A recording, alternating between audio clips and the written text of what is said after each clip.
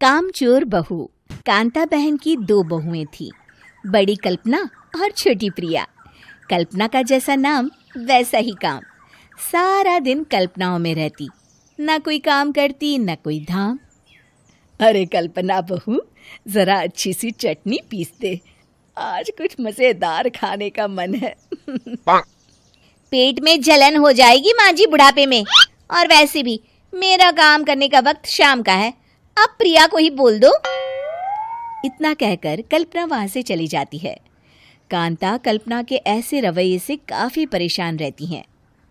मैं बना देती हूँ माँ चटनी, ऐसा बोलकर प्रिया माँ को चटनी बनाकर प्लेट में खाने को देती है कि तभी वहां कल्पना आ जाती है। अरे वाह चटनी, जरा चक्कर तो देखूं, बड़े दिन हो गए। अरे नहीं बहू, तू तो रहने ही दे चटनी खाना, पेट में जलन हो जाएगी।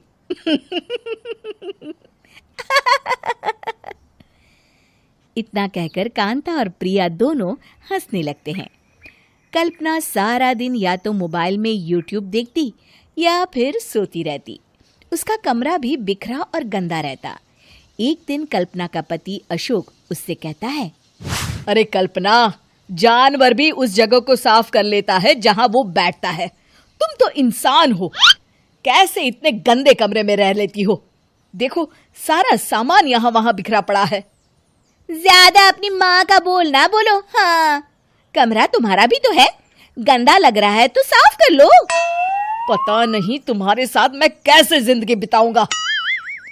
इतना कहकर अशोक वहां से चला जाता है। कल्पना बस खाना खाने कमरे से बाहर आती और फिर से कमरे में चली जाती।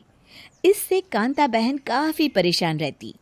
एक दिन प्रिया कांता से कहती है, माँ, मैं सारा दिन काम करके थक जाती हूँ, आप कल्पना दीदी से कहिए ना कि सुबह और शाम का काम बांट ले, मैं तो अब सिर्फ एक वक्त का ही काम करूँगी। हाँ। अरे तू वो भी ना करना, एक बहू तो कामचोर थी ही, दूसरी भी आ गई काम ना करने के बहाने लेकर। तभी वहां प्रिया का पति रमेश आ जाता है।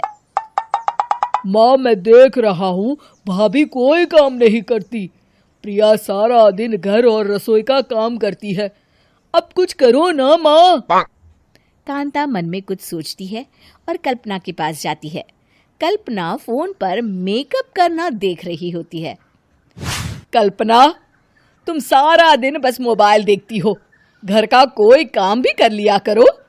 प्रिया सारा दिन काम करके थक जाती है, आज से मैंने फैसला किया है, एक वक्त का काम तुम करोगी, सुबह का खाना तुम बनाओगी और रात का प्रिया। आप लोगों ने काम को हव्वा बना रखा है। अरे पता नहीं थोड़ा सा ज्यादा काम करने में आप लोग घबरा क्यों जाते हैं।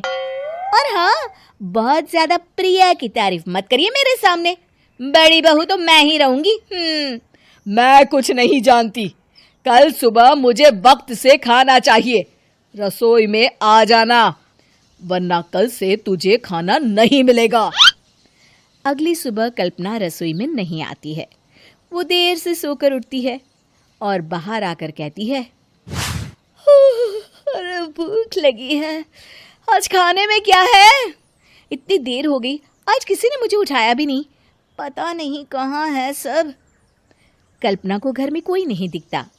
वो रसोई की तरफ जाती है जहां बड़ा सा ताला लगा होता है।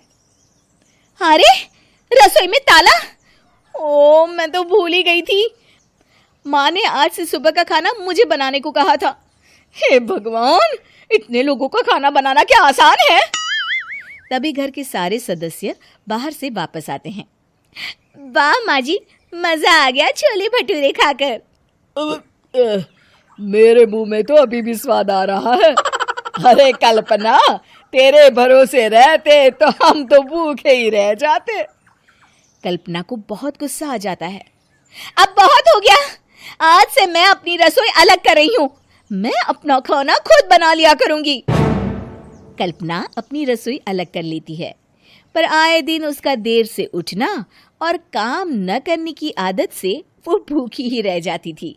उसी के सामने घर के लोग अच्छे अच्छे पकवान खाते और कामचोर कल्पना को जैसे तैसे ही खाना बनाकर खाना पड़ता। पर एक दिन तो हद ही हो गई। माँ, दीदी आज सुबह से कमरे से बाहर नहीं निकली, हमें जाकर देखना चाहिए। सो रही होगी कामचोर कहीं की, पर तुम कहती हो तो चलो देख लेते हैं उसे। कल्पना कमरे में पेट पकड़कर बैठी होती है। हाय मेरा दर्द, पेट दर्द के मारे मर रही हूँ मैं।